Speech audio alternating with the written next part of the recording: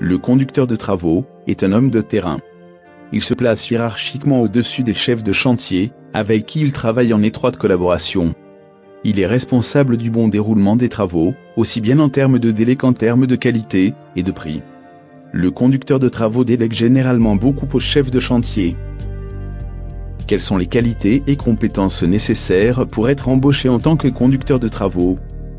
Il doit être capable de coordonner les différentes personnes qui gravitent autour de lui, maître d'ouvrage, fournisseurs, partenaires financiers. Pour cela, il doit être un excellent communicant. Il doit également posséder un bon sens relationnel. Il doit diriger les ouvriers qui sont sous sa responsabilité. Il sait donc se faire respecter, animer une équipe et la motiver.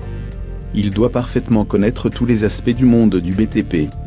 Il doit se tenir informé de l'actualité du secteur et des changements spécifiques, notamment en matière de prix et de matériel.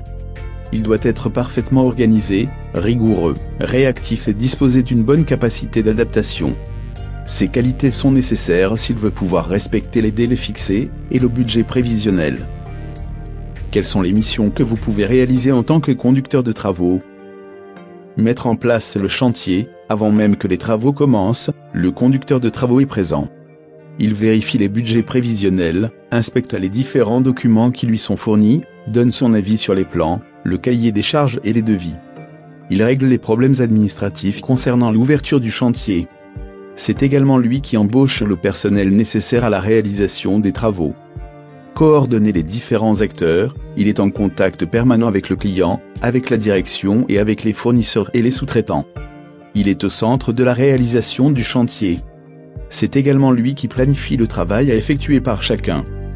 Suivre le déroulement du chantier du début jusqu'à sa fin. Il est responsable du respect des délais fixés, mais aussi du budget. En cas de problème, c'est à lui de rectifier le tir.